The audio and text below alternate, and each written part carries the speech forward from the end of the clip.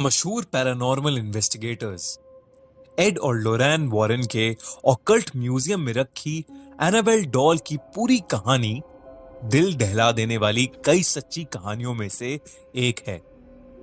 Add और Lauren ने जब एक नर्सिंग स्टूडेंट डोना के अपार्टमेंट में एनाबेल डॉल को पहली बार देखा तो उन्हें उस डॉल के आसपास एक अजीब शक्ति महसूस हुई। उस डॉल से परेशान हुए डोना, एंजी और लू ने अपने साथ हुई सारी घटनाओं के बारे में उन्हें बताया। सब कुछ जानने के बाद एड और लोरेन ने उस डॉल को पूरी तरह से इन्वेस्टिगेट करना शुरू किया। उन्हें पता चला कि उस डॉल के अंदर एक शैतान है जो 7 साल की बच्ची एनाबेल हिगिंस की आत्मा होने का नाटक कर रहा था और उसका मकसद एक ह्यूमन बॉडी पर कब्जा करना था। एनाबेल की वजह से किसी और को कोई परेशानी ना हो, इसलिए वो उस डॉल को अपने साथ लेकर घर के लिए निकल गए। एड ने उस डॉल को कार की बैक सीट पर रखा था। घर के रास्ते में उन दोनों को एक अजीब सी बेचैनी महसूस हो रही थी। कभी कार की स्टीयरिंग तो कभी ब्रेक्स काम करना बंद कर देते। इतना ही नहीं, एक जगह पहुंचकर उनकी कार बुरी तरह डिसबैलेंस होने लगी। उन दोनों को यकीन था कि यह सब एनाबेल की वजह से ही हो रहा है। तभी एड ने कार रोककर एनाबेल पर होली वाटर छिड़का, जिसके बाद कार ठीक से चलने लगी और वो दोनों सेफली घर भी पहुंच गए। शुरुआत के कुछ दिनों में उन्होंने ये नोटिस किया कि एनाबेल अपने आप ही घर के दूसरे कमरों में पहुंच जाती थी, कभी हॉल में, कभी किचन में, तो कभी उनकी बेटी के कमरे में। एक बार हॉल में बैठी लोरेन की निगाह अपनी बेटी के कमरे की ओर गई।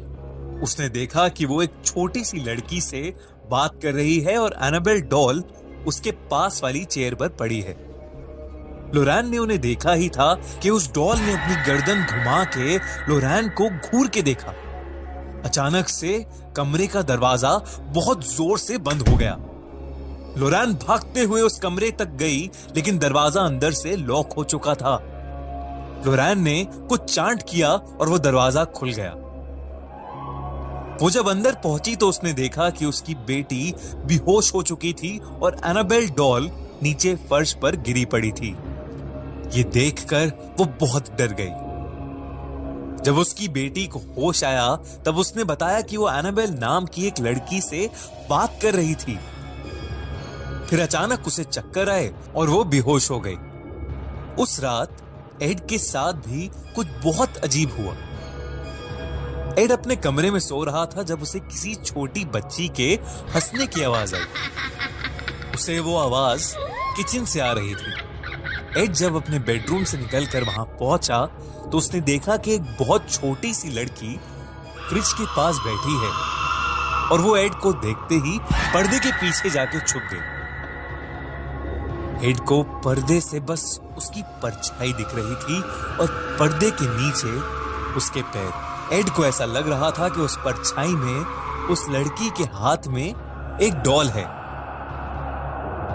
एड अपने हाथ में होली वाटर लेकर जैसे ही उस पर्दे के पास गया, वैसे ही पीछे से उसके कंधे पर किसी ने हाथ रखा, जिससे वो चिल्ला उठा। पीछे मुड़ने पर वहां लोरेन खड़ी थी, जो उसे किचन में देखने आई थी। एड ने दोबारा पर्दे की तरफ देखा तो वहां कोई नहीं था। वॉरेन्स ने अगले दिन ही चर्च से एक प्रीस्ट को डॉल का एग्जॉर्सिज्म करने के लिए बुलाया, पर उस प्रीस्ट ने उस डॉल को उठाकर उसका मजाक बनाया और उससे कहा, तुम सिर्फ एक डॉल हो और तुम किसी को चोट नहीं पहुंचा सकती। एड ने प्रीस्ट को बोला कि उन्हें यह बात नहीं बोलनी चाहिए थी, क्योंकि एड का मानना था कि ये बात बोलकर उस प्रीस्ट ने एनाबेल को गुस्सा दिला दिया था। कुछ घंटों बाद एड को फोन आया और उसे पता चला कि वो प्रीस्ट एक भयानक रोड एक्सीडेंट से मरते मरते बचा। इस इंसिडेंट के बाद वॉरेन्स ने एनाबेल के लिए एक स्पेशल वुडन केस बनवाया और उसे अपने ऑकल्ट म्यूजियम में रखवा दिया।